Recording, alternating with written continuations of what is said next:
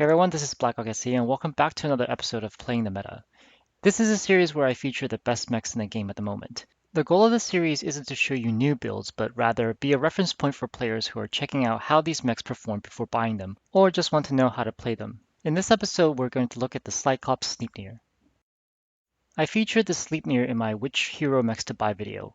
When I made that video nearly a year ago, the Death Strike was at the top of the rankings.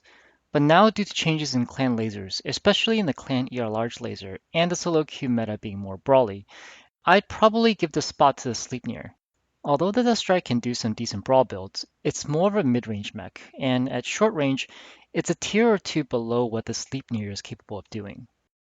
What makes the Sleipnir good are primarily its hitboxes and agility.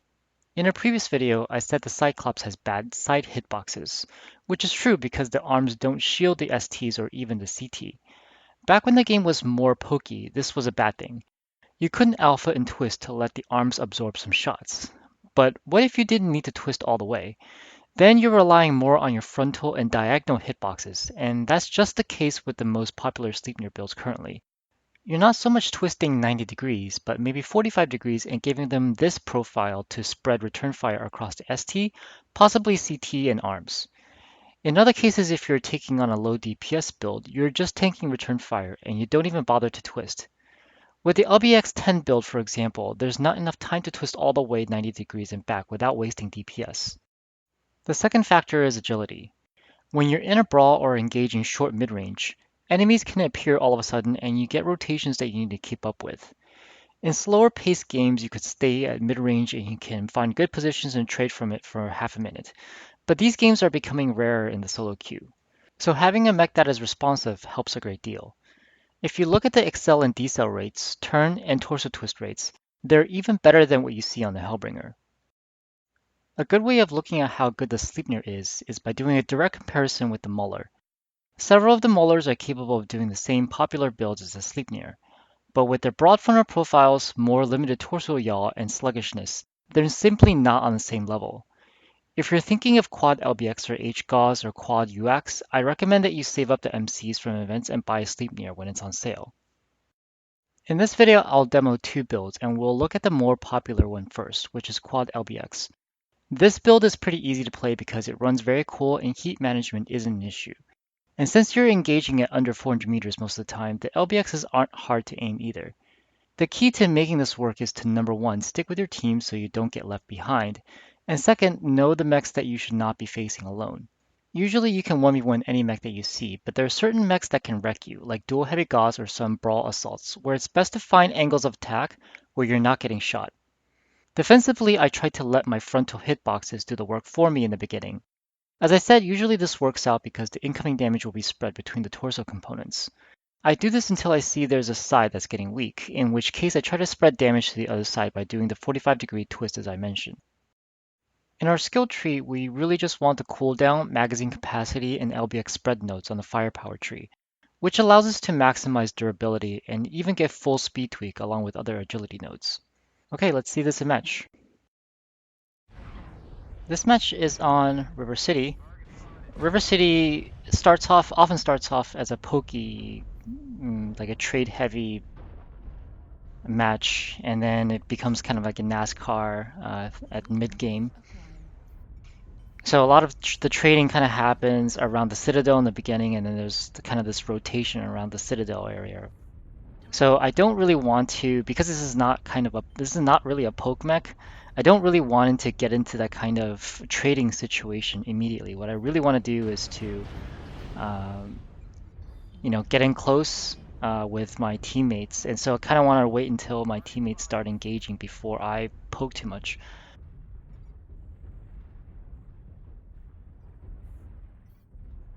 See, I don't really want to push that corner so much. It just doesn't do all that well at mid-range. I mean, I'm taking some shots at the Black Knight there, but at the beginning, at 350 meters, the damage is still kind of spread. I'm not getting that good of quality damage in.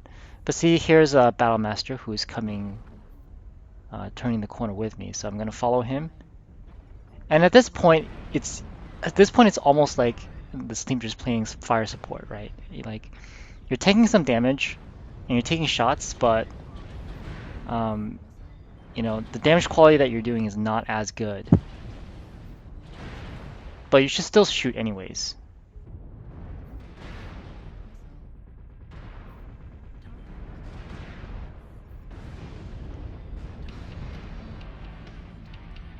Again, I still don't want to push that corner because I don't have as many people moving with me. And I've tanked some damage already, so really got to get more of my teammates around the corner and start shooting. But my team is doing some work. I mean, we're up 4-0 already, and that's pretty impressive thus far. So we're not seeing any more enemies around this corner here, so we can start our rotation. Again, I'm not really advocating NASCAR here, but like this is just what happens in the solo queue. So you either go with the flow or you fight it, and fighting it is harder. Just making sure there's nothing in their back, because I keep seeing like these red dots in the back, and I just want to make sure I'm just not getting shot there. Okay, so this Stormcrow like at G7 is about to come up behind me, but I didn't really notice it at first.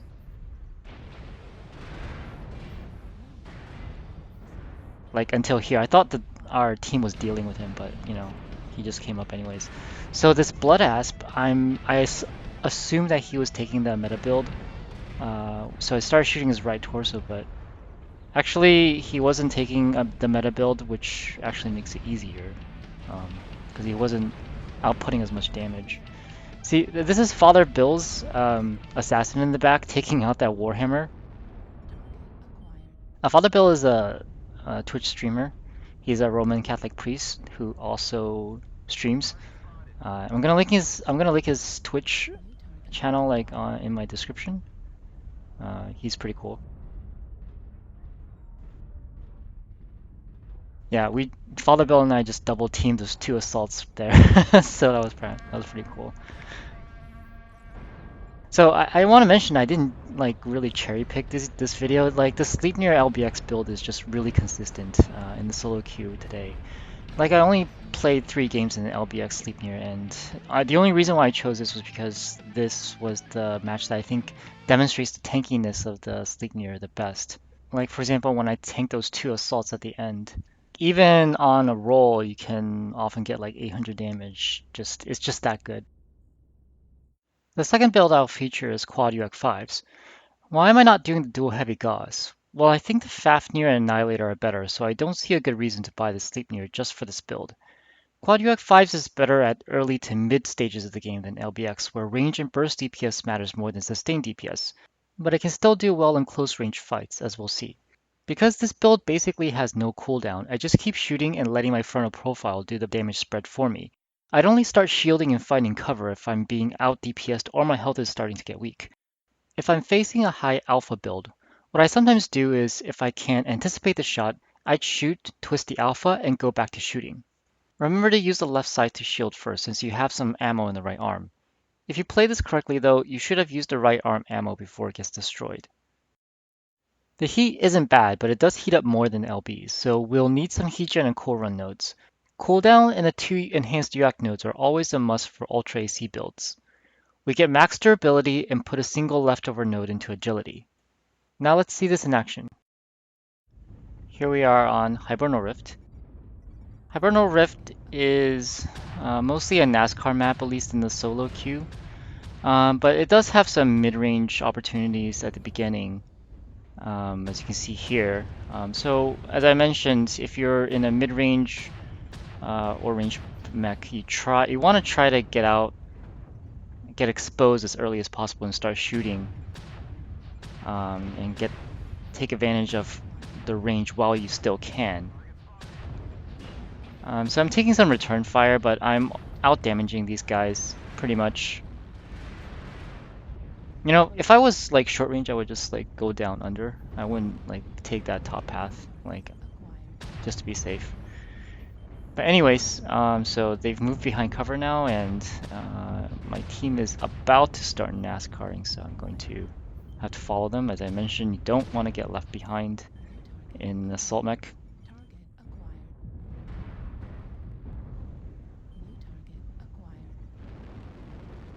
So I was able to take a lot of that return fire in the beginning without losing much, just being able to spread that damage across armor. And as you see, I'm still the first one coming up this ramp here, and I'm like kind of tanking two different assaults now. And you can kind of see how just tanky the Sleipnir is. Just being able to do that is pretty impressive. So that earlier engagement with the two different mechs, that was a strike opportunity if I was carrying strikes, but as I said in my mech reviews, I don't use strikes to give you guys an accurate picture of, how much damage, how many kills, and the performance of the mech without any sort of padding. But I am open CT right now from that Corsair, so I have to be a little bit more careful. So I'm letting my team get ahead a little bit and just take some damage. Gotta conserve whatever health that I have left. I mentioned like in this match I kind of wasted a lot of ammo. Like I took 2 shots on that Nightgear and like missed both, so that's like 8 ammo wasted.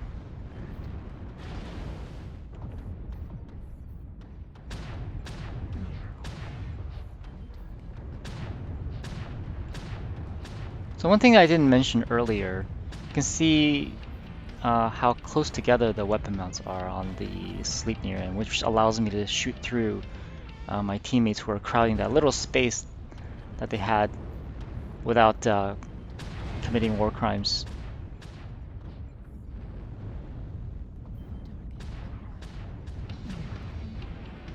That Sun Spider was really out of position.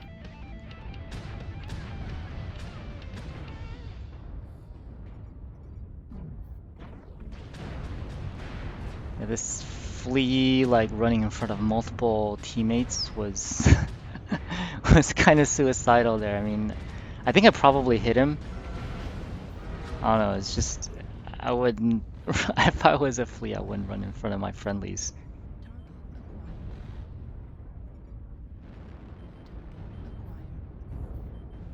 Anyways, just need to clean up right now. If you noticed, I did run out of ammo in this match. I ended up wasting a lot of ammo, especially on that cataphract. I overestimated how tall my weapon mounts are. Like, the weapon mounts are good, but they're not like cockpit level or anything, so just be careful of where your guns are positioned. And this guy got it right. Say hi to YouTube. We also got some pretty serious C-bills in this match. 500k without any premium time. Well guys, I hope you enjoyed the video and let me know in the comments below what you run on your Sleipnir. If you want more videos like this, make sure to subscribe and I will see you next time.